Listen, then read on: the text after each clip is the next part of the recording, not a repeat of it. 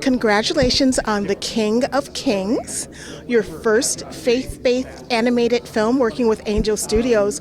What was it like bringing the story to life? 영화를 직접 만드는데 어떻게 그냥 전반적으로 어떤 경험이었는지 왜 만들게 됐는지. 저는 어렸을 때부터 찰스 디킨스 책을 정말 많이 읽고 좋아했고 또 크리스찬이었는데 또 불구하고 디킨스가 또 라이프 오브 와로드라는 짧은 책을 썼다는 걸 뒤늦게 알게 됐어요. 그래서 이건 놀랍다. 그리고 이거를 통해서 그 디킨스의 관점으로 예수님 이야기를 하면 새로운 이야기를 만들 수 있겠다 이런 생각을 하면서 출발을 했고 결국은 완성해서 세상에 내놓게 됐네요. So it is only recent. I've been as a Christian myself. I always wanted to tell the story of Jesus. So it is only recent that I found out about this book written by Charles Dickens, which is Life of Our Lord. So when I found out about it, I thought it's very interesting because if I was able to tell the story of Jesus from the perspective of Charles Dickens, I thought it would be very different from what's existing up until now. So that is the beginning of the production of this film. Now, making it so that it's appealing to children and adults, what did you bring with your original work in live action Korean films that you brought to this animated movie? 애니메이션 그거는 형이 좀 더 해주실 것 같아요.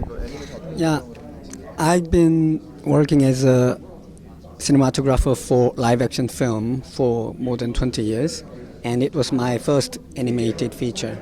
And when you are making an animation, you need a person who is in charge of doing the same thing, but they don't call it cinematographer or director of photography. So anyway, we needed somebody who is in charge of that, but I couldn't take part in that process if they were making it in a conventional way. So they had to work very hard for me to be part of this. So by using this virtual production system, I can operate the camera as I was doing in the live field. Yeah, I could be directing the camera and lights as I just work on a film set. I'm speaking with Rob Edwards here at Wondercon to discuss his new animated film, King of Kings, which will be out in theaters April 11th. How are you doing today? I'm doing great. How are you? I'm fine. Excellent. So tell me about how you got started working with the team of King of Kings on this new animated film told from a short story that Charles Dickens used to read to his children every Christmas. Yes, exactly.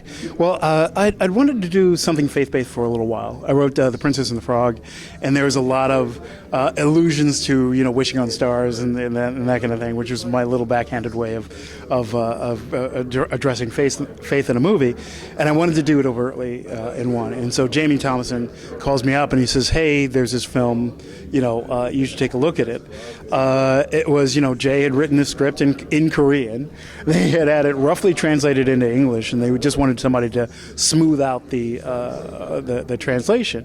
And so while I was smoothing it out, I said, "Well, I'm just going to do some of my Disney magic." And so I played around with the characters, and I did a couple of jokes, and Jay read it and said, "We love this. Can you do it again? Can you do more of it?" And so I did more of that, and that's the movie you see. Now, did you read the Charles Dickens? Did you read the? Yeah, right, exactly. I'm so sorry. Did you read the Charles 20th Dickens interview, short that's story? how it goes. Oh man, yeah, me too. So yes, the Dickens version of it it's fantastic, and him as a character, what it does is it gives us license, because a lot of times when you see the story of Christ told in movie form, it's grim. It is sometimes violent, and sometimes you're trying to tell your kid "Oh, this is a great story. Watch it. Now we'll leave the room." But wait, how does it end? Don't worry about it. Whatever. And so what Jay was doing was by finding this way of telling it, through Dickens. One, you get the complete story of birth to death, and second, you get it told in a way because it's a told story. It's you get this great filter. and I think it comes out really, really, really wonderfully. Hey, this is Cherry, and I'm so excited to talk to one of my favorite voice actors. Hello there, I should say, shouldn't I? Yes, as Obi-Wan Kenobi. And we're talking Jesus Christ with his newest film, A King of Kings. I know you're very faithful, so I'm sure you were very excited when you saw the script. Thrilled to be able to combine my faith and my voice acting entertainment together and walk a red carpet, talk press, and talk Jesus. That's pretty cool. Doesn't get much cooler than that. And this movie is such a great example of getting it right, getting the story right, making it compelling storytelling, making it palatable for the audience, but also making it beautiful filmmaking, and I love it.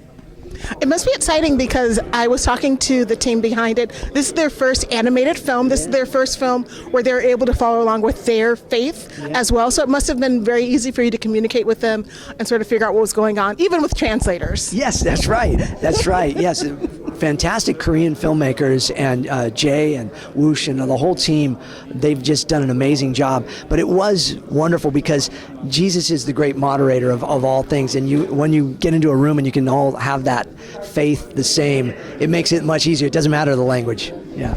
And how did you come across the voice? Where did you get your inspiration for it? Because we all have an idea of what we think God and Jesus sound like, but I don't think it's the same for everyone. That's a tough one, and I've had to do the voice of God in a couple of different things before, but this one was very special because I get to play young Jesus in it. Now, originally, too, they did 6 years ago, they did the scratch tracks, and they bring in voice actors to do that. So I voiced Charles Dickens and Jesus and everybody. So I'm glad that they kept me on as about 8 different characters in this movie. So I'm Melchior, who brings frankincense and myrrh to the baby Jesus, and I'm one of the scribes to King Herod, and I'm Matthew, and I'm Philip, and Thomas, and I am also, Malchus, who gets his ear cut off by Peter, and then Jesus heals him, the man that gets lowered down from the mat, and he says, pick up your mat and walk. And then I'm young Jesus, which is really pretty cool to be that character. And so that was just... I had to also take, how does Oscar Isaac sound as Jesus? And then take his voice, which is very calm and all of that, and then raise it up and then make it into a 12-year-old version of that. So that was the challenge there. Hi, this is Cherry. I'm here at Wondercon 2025 with Fred Talasher, who is in the newest animated film from Charles Dickens, The King of Kings. Welcome. Thank you, Cherry. Good to meet you. It is nice to meet you. So what attracted you to the script when you received it? Well, it was interesting. I didn't get anything. I was just brought in very late in the production to try to voice 100 different characters. So that's usually what I do. I play utility. I did get to play a Pharisee, Eliezer, and a Roman general, and a bunch of characters. But so by the time I got to it, I didn't really know what I had signed on for. And I really, we're doing this. Do a dance. Doing You get you in here, though. There we go. There you go. And so I didn't, by the time I got to it, it was more just trying to do the voices of characters that I saw up on the screen. And I was very excited to do it because I was a Charles Dickens fan and a Jesus fan. It was very fun for me to do, and I love I didn't really know what we were after until later, so it's great. So what was it like working with Angel and the Korean VFX studio on making this animated movie? This is the first one. This is the first animated film they've made, as well as it being Christian. Oh yeah, well it was incredible. There's a lot to unpack there. One was what they did with the movie was incredible. The visuals, all the elements to it were just amazing. And what I love about this particular movie is if you're faith-based, it covers everything really well, and if you're not faith-based, it covers everything in understanding the story, and it's palpable. Hello, this is the guy. This is my director. And so it's great no matter what for audiences, and it's palpable for kids, which I love. Now, have you had a chance to see the full film yet? Yes, I have. I finally got to see it. Now, telling my audience that's watching, what scene is the one that you know children and their families, but mostly children in all honesty, will enjoy the most and to look forward to without giving any major clues? Well, there's so many great scenes with the boy, both in his own world, making a mess for his father in the beginning of the film, and then him meeting Jesus, not directly, but just sort of following Jesus around. I think there's some beautiful shots of being in the water and of him trying to be in the scenes in the biblical times, you know, and trying to understand it. That I think kids will really enjoy. He's got a really cute cat too. I do like animals. I'm a dog person, but I like cats too. Yeah, I'm equal on both. Yeah. Jamie. And we're here at Wondercon, and we're talking King of Kings by Charles Dickens. Well, I wouldn't say by Charles Dickens, but inspired. The idea was inspired by Dickens wrote the story of Jesus' life for his children. And it wasn't published until like 60 years after he passed away. And it says on the cover, The Life of Our Lord by Charles Dickens, written for his children in between these years. I don't remember the years. So we took that idea and said he wrote it for his children. They read it as a family every Christmas. So it's him telling the story to his children.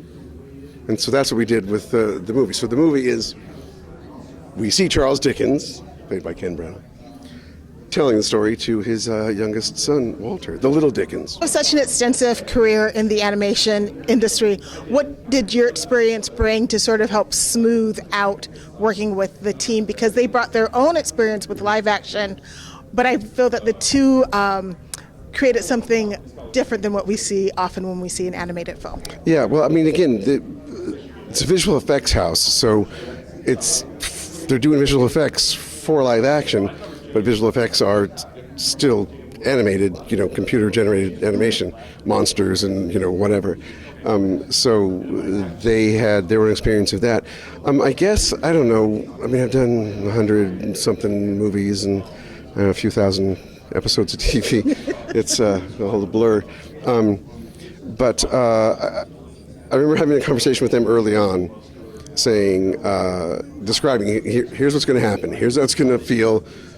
Fear not, trust me. By the end of this thing, we're going to have an amazing cast, but it's going to, it's going to take a while. And but one of the things I remember saying is, and trust me, there's whatever happens, I've encountered it before. Nothing's going to happen that I don't know. I won't know what to do about. Though I have to admit that it was the first worldwide pandemic that I ever had to deal with. That was a unique twist. But, I don't know. I've done it before, so.